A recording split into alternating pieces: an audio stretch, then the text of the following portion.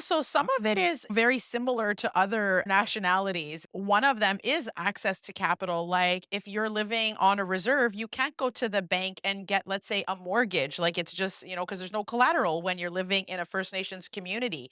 And so you're considered even higher risk for things like a loan, the traditional methods. You are listening to the Business Leadership Podcast with Edwin Frondozo. Good morning, good afternoon, and good evening, biz leaders. Welcome to the Business Leadership Podcast. My name is Edwin Frondozo, and I'm your host. And on this episode, I am thrilled to feature the SOAR Accelerator. It's a groundbreaking program supporting high growth, Indigenous-owned businesses in Canada. Join us as we speak with Sunshine Tenasco, the co founder of SOAR, and the inspiring founders from the inaugural cohort Cheekbone Beauty, Indie City, Mini Teepee, Sequoia, and Wabanaki Maple. These entrepreneurs share their stories, insights, and experiences with the SOAR Accelerator, empowering the Indigenous economy one entrepreneur at a time. Throughout the interviews, we'll not only learn about their remarkable journeys, but also discover how business leaders, how we can support and uplift entrepreneurs like them, the impact of mentorship, collaboration, and creating a safe and inclusive space for sharing and learning will all be explored. With that, here we go. I have Sunshine Tenasco. She's the co creator of SOAR. Thank you for joining the Business Leadership Podcast. Thank you for having me. What inspired you to create SOAR, and what are you hoping to achieve with the initiative? Yeah, so I'm the founder of Powwow Pitch, which is an Indigenous organization aimed to helping Indigenous entrepreneurs. And I started this in 2015. And we've seen a lot of startups who are, just at the beginning stages. And over the past years, we've been noticing that our entrepreneurs are really growing, and some of them are growing like scaling to the next level. And we seen that there was a gap in being able to help them with that. And so SOAR was born just to be able to, continue on that path and continue helping them in a different way. Oh, that's amazing. So with the powwow pitch, I guess for those who may be hearing about you, SOAR, and the initiatives, powwow pitch is more for the startup entrepreneurs or people who are just getting started on their entrepreneurship journey. Yeah, so it wasn't designed for that, but that's what we're sort of noticing. The people who are participating are more in the startup phase, and or, they could be 20 years, in business. However, they want to take it to the next level, and then that's where SOAR comes in. So this is the next level. They've graduated from, grade 1. We're bringing them to grade 2. Can you share some of these barriers that you've seen within the community and within all the entrepreneurs that you're working with when they're growing their business or scaling past these milestones? Yeah, so some of it is, very similar to other nationalities. It's, access to capital, it's being able to, technology, all that stuff. But there are specific barriers that I think are relevant to Indigenous entrepreneurs. And it's all related as well. So one of them is access to capital. Like if you're living on a reserve, you can't go to the bank and get, let's say, a mortgage. Like it's just, because there's no collateral when you're living in a First Nations community. And so you're considered even higher risk for things like a loan, the traditional methods. So there are organizations in the Indigenous community that are aiming to help that process. I think location wise as well, I think sometimes that's a barrier, meaning access to, Wi-Fi, something as simple as that. Like that's an issue. But, again, we're moving closer to being able to access those things. I also think it's worth mentioning confidence when you don't know that's even an option, when you don't see that in the media, in books, on screen, it's just happening right now. Whereas, other people have been, running successful businesses for how many years? You look on the Dragon's Den, let's say, and the first panel were all Caucasian people, and then maybe toss in one woman. And then, so when you see someone who's of your nation, you're like, "Oh my god, that's possible. That's a big deal." White people don't look at Dragon's Den and think like, "Oh my god, that's possible. That's a big deal," because it's always there. It's just so accepted as normal and like, "Yeah, I can do this because they do that," or whatever. When you're Indigenous, you don't see that as much. So it's sort of we need to create these spaces and showcase these heroes really who are Indigenous entrepreneurs. So that's the Mm, idea. And also try and support them in any way that they tell us they need support. I'd love to really just touch upon the partners that you work with. I think it's with Square, BDC, Future, and others as well. How is SOAR, the organization, working with them to really support, I guess, what you're saying, and specifically when it comes to the Indigenous entrepreneurs? Yeah, our sponsors are just amazing, and we've worked with them, some of them with Powwow Pitch, and now they see the value in what these entrepreneurs are doing. So they really believe in them. And the whole idea behind this accelerator is that everyone here is making 1 million ish plus a year.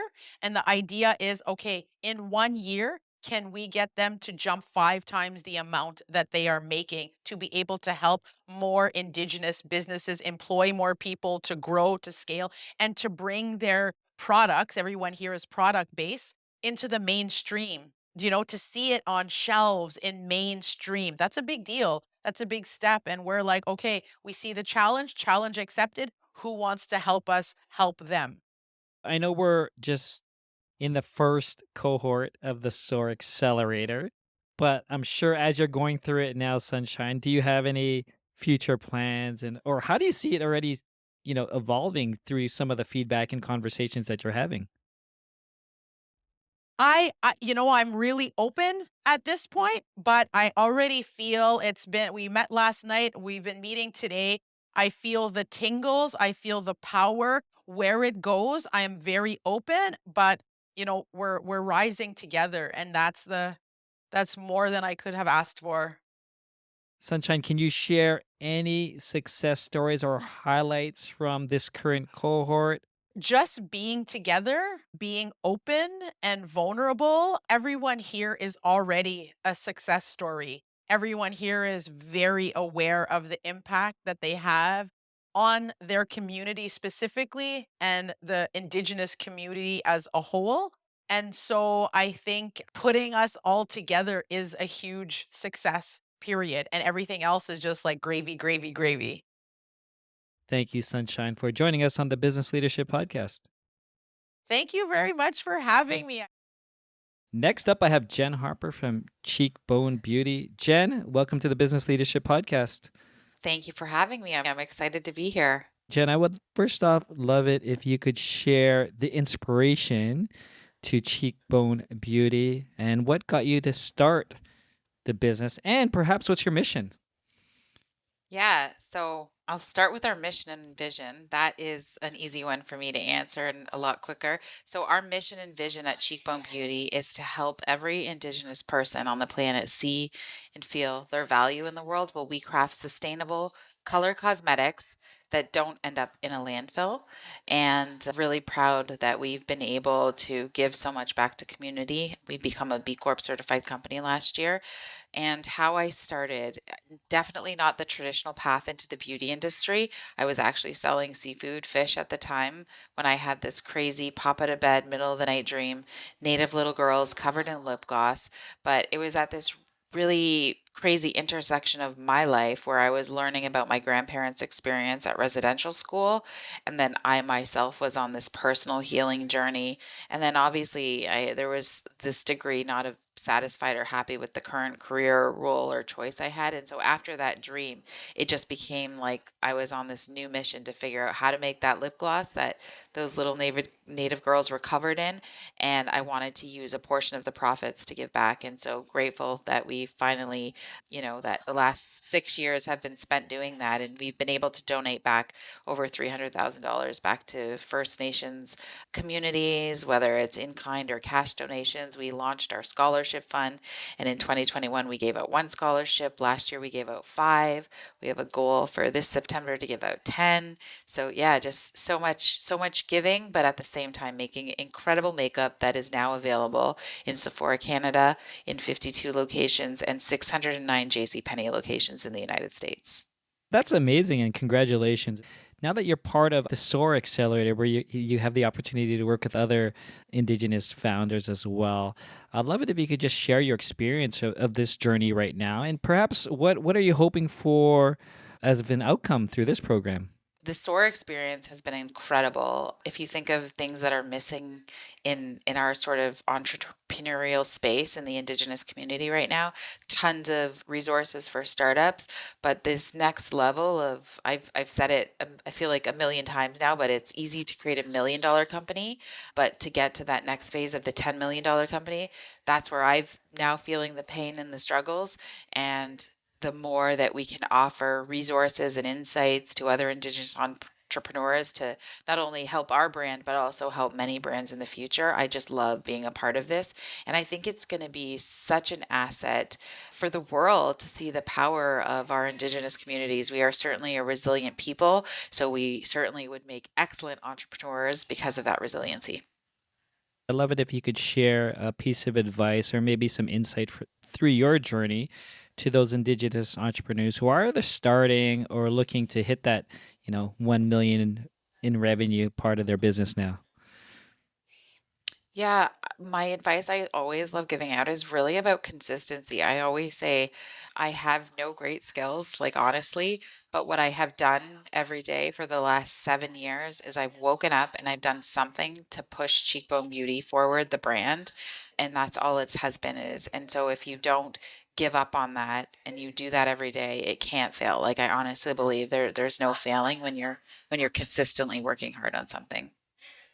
Well, that's amazing. Jen, thank you for joining us on the Business Leadership Podcast. Thank you for having me. It was a pleasure speaking with you. Next up, we have the pleasure to have Jolene Johnson of Wabanaki Maple join us. Jolene, welcome to the Business Leadership Podcast. Well, thank you so much. It's a pleasure to be here. Jolene, if you could just quickly share with us what inspired you to start Wabanaki Maple and what is the mission? So, my journey began back in 2017, and I was inspired by my ancestral roots, being Indigenous and reconnecting to my own community. I had a passion to start my own company and pair a couple of my passions together, which was the culinary and food industry, alongside with the agriculture sector, which is the maple syrup. I had been introduced to the maple syrup industry through my sister's hobby farm, so loved being involved in that, in harvesting and gathering. So when I made the decision in 2017, it was a pretty easy one. It was a perfect fit for me. And therefore, Wabanaki was born in 2018 when I launched the company's e-commerce and website. I also started to go to market at farmers market to introduce our product and our brand. And so with Wabanaki Maple, like I said, I was inspired by my ancestral roots, and I wanted to share a piece of our history, our culture through our maple products, and that's where our mission is to help reconnect and share to other people and communities globally about our product, our culture through our product, as it's been around. It's grassroots. Maple syrup is known within our culture as even medicine. It's been used and harvested for centuries. So that's one of our missions, and to be able to create a sweeter day in a traditional way, so to speak. That's amazing. Congratulations. And you being part of this SOAR Accelerator, I love it if you could share, so far the experience and what are you trying to achieve through this program or through the connections that you're making today and this week. Oh, it's been truly amazing to be a part of this and to be selected and chosen for this SOAR Accelerator program.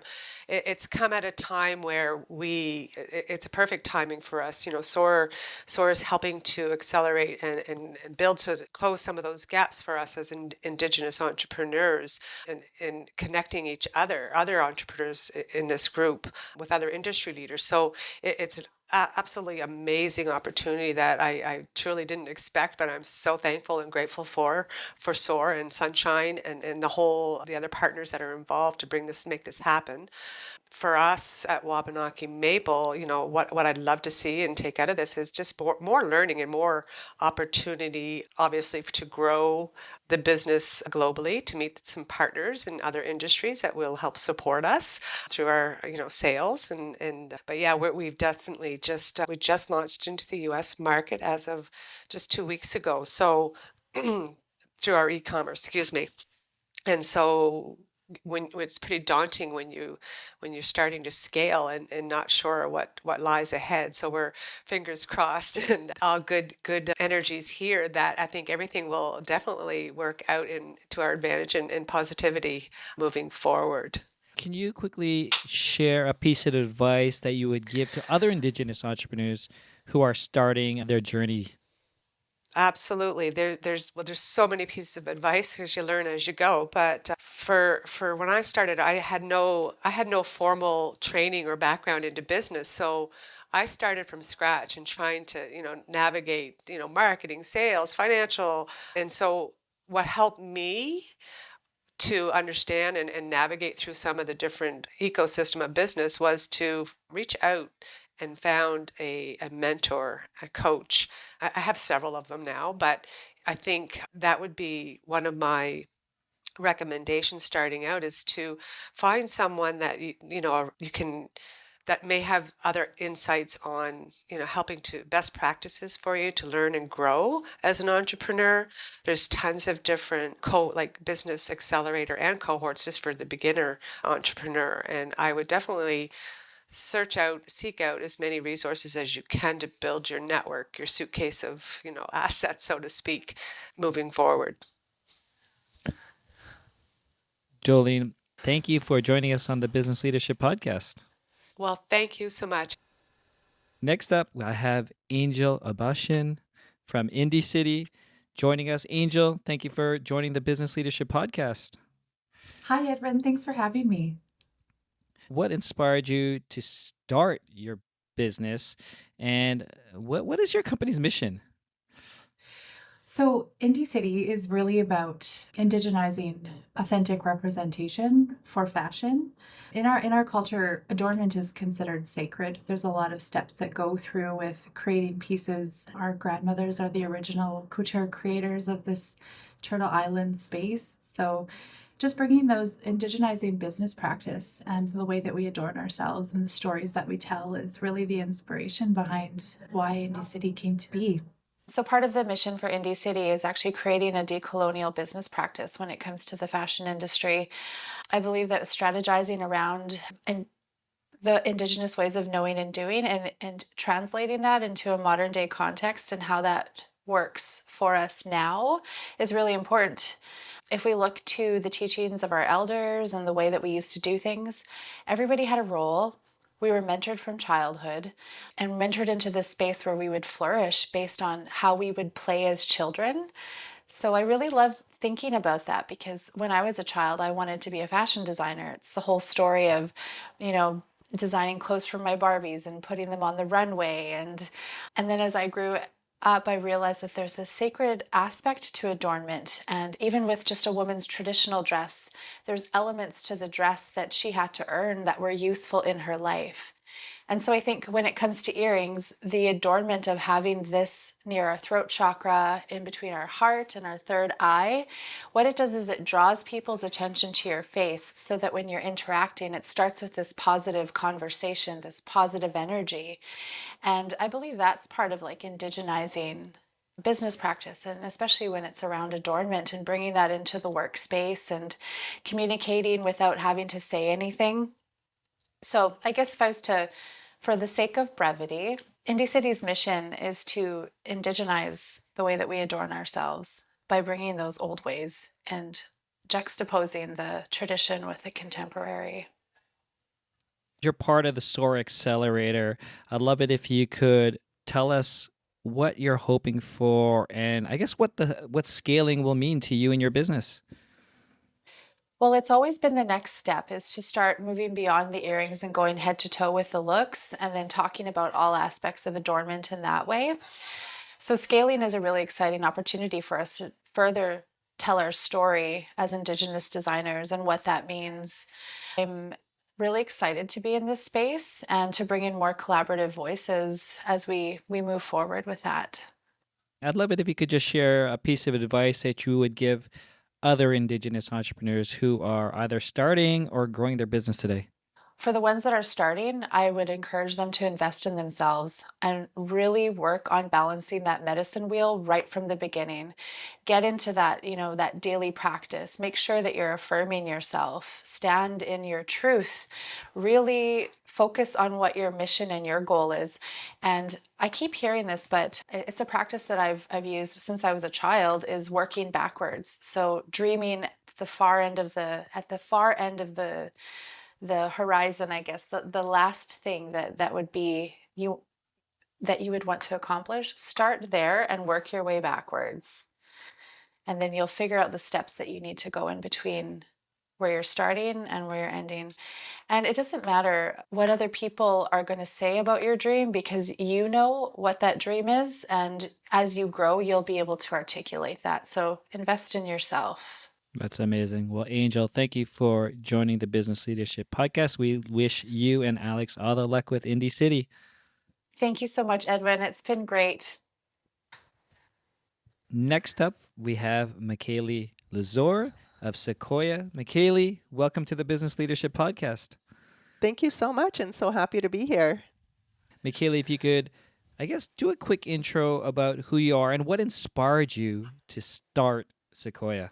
Yes, definitely. So my name is Michaeli, as you know, and I started Sequoia, which is a handmade bath and body company inspired by my culture. So all the products are infused with just snippets of my culture, like it could be either inspired from our stories, ingredients. We do a lot of like handmade soaps. We also make lotions, body mists, lip balms, and each product sort of tells a story. Can you talk to me about the mission and perhaps some of the successes that your company is going through now? Yeah, so our mission was always to try to be a trailblazer for other Indigenous entrepreneurs. So back when I started, which is going on 20 years now, we started with just a retail store in my community, and then soon after, we opened up another retail location in downtown Montreal, which was a huge undertaking for myself, for a person who does not speak French. So once I did that, then I always knew online was going to be big for us. And starting in 2019, I started really focusing on the online channel for us. And that's where I found a lot of success and grown the company now to 12 employees plus Wow. myself.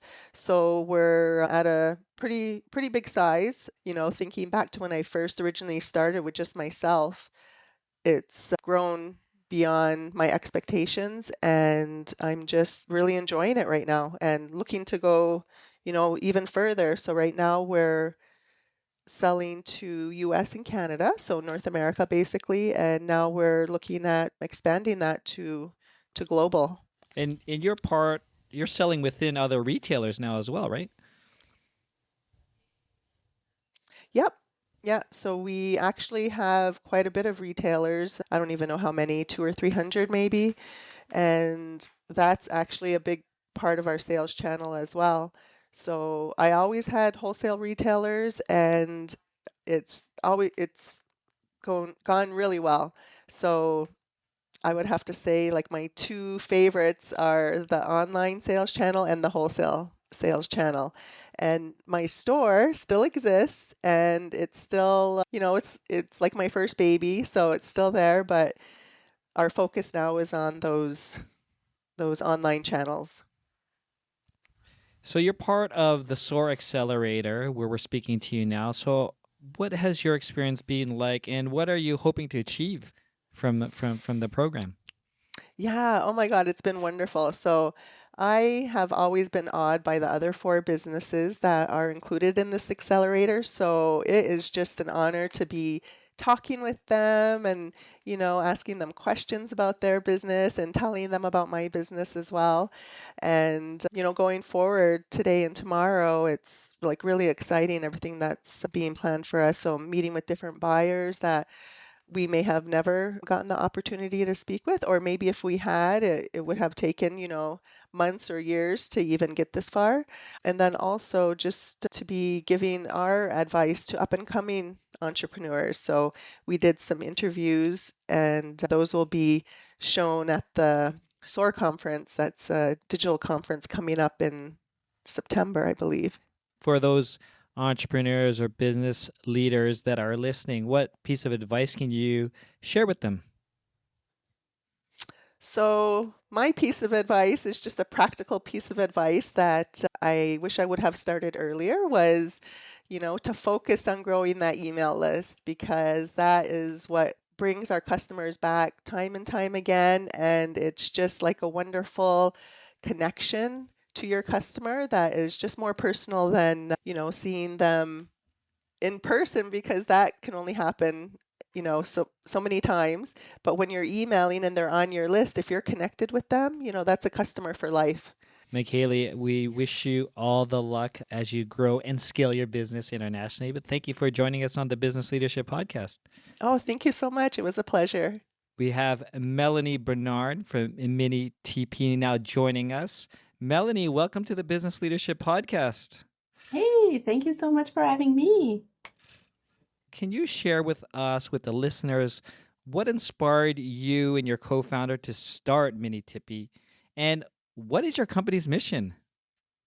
Yeah, so we were making baby products and we found that really great fabric that was native inspired.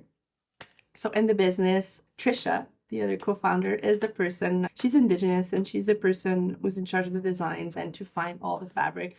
I say she's obsessed with fabrics.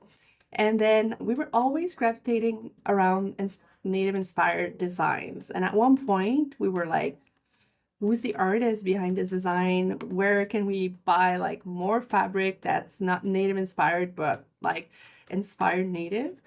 And then there was nothing. There was nothing we could buy to make our own products. So we decided, so kind of our mission, we decided to produce authentic Indigenous textiles.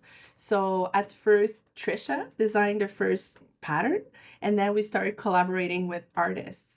And so we create different accessories with authentic Indigenous designs and fabric. And for us, it was also very important to change the narrative and to pay back or pay well the artists and becoming leaders in that industry and paying them royalties.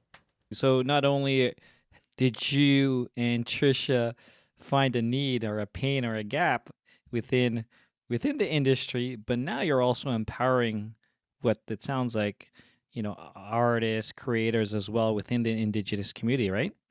Exactly. So for us, as I mentioned, it was really important to be like our main focus, I think at first was really like, okay, so how can we make a business in all aspects better? So for us, it was like have our products made in Canada, have eco-friendly fabric, and of course, like the pivot of everything, pay well our artists and give royalties because we know that when the money goes back to the artists, they invest in their communities and also to invest ourselves in communities by different give back, different initiative we're doing. So if it's with products or with money. So yeah, we're really trying our best with every angle of the business to maximize or optimize but in a good way, not in a number way, just I guess in a social way, how we do business. So now you're part of the SOAR Accelerator. Can you share with us what your experience so far being part of it, and maybe what is the best case outcome that you and Trisha are hoping to achieve through this program? Yeah, for sure. So we're so pumped to be part of this accelerator. The thing is, I don't like, maybe people talk about it a little bit less, but it's starting your business is fun and all this, but it's really when you want to really scale your business that the really crunchy part comes in. So SOAR really helps you get in front of big buyers. They have so many connections. And for us, the best outcome would be, well, to create connections with all the other four businesses that are here, because just with us, we're like a powerhouse and we have a big impact in Canada's reconciliation. And also to grow 5 times our revenue this year. So when you talk about connections, what type of connections or ideal connections would you look at outside of obviously the cohort that you're working with right now, but within your business, like who would be a dream connection for you and Trisha? Wow, if you're talking about dreams and we're dreaming big, so we have that big vision for mini TP and Indigenous culture so we would like to partner with Team Canada with the Olympics and yeah, well, when we're talking, it's like now it's time to dream big and why not us, right? So we definitely think again that there's a lack of Indigenous representation in Team Canada and on the international scene for the Canadian culture. So that would be our biggest dream to be collaborating because it's a dream and a vision bigger than us. It's something that if we were able to shift minds and mindsets just with that collaboration by incorporating Indigenous designs, or that would mean a lot. And it would be like really loaded with sense, I think. Like yeah. So that's anyway, I'm like dreaming, but dreaming more about like what it would mean. It would be like a big testimonial. Yeah. So So that's what, our biggest dream. Melanie, it's been a pleasure. I wish you all the luck, and thank you for joining us on the Business Leadership Podcast. Well, thank you so much for having me. Oh my goodness. Next up, we have Trisha Pichura from Mini TP. Trisha, welcome to the Business Leadership Podcast. Thank you so much for having me, Edwin. What inspired you to start the business, start Mini TP? Well, I know that you kind of got a little mouthful from Melanie, my business partner, about what we're doing and how we started, but really it was just honestly a hobby and an interest for me to learn how to sew in my basement, and that's how it had started. I had a great interest in textile, but as we were raising our kids and I was at home starting the business, it kind of just evolved and evolved, but we always had our foot on the pedal a little bit because the priority was to raise our kids at home. But as they got older, our product line shifted. And then as our youngest went to school, then we leased into a warehouse and then really pressed the gas on the business and went full time and let it explode. So that's kind of where we're at right now. Oh, amazing.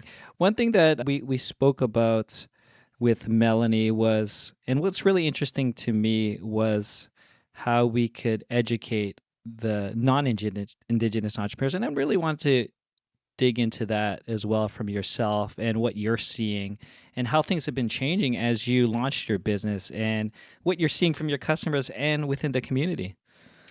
Absolutely. And I really feel like just to touch on it quickly that I am Indigenous and Melanie is non-Indigenous, and our dynamic is so special because I feel we have such an umbrella of opportunity as an Indigenous woman and a Francophone living in Quebec. Like we just have access to so many opportunities and access to teaching so many people about the culture and exactly what we're doing by using textile and collaborating with Indigenous artists and really celebrating.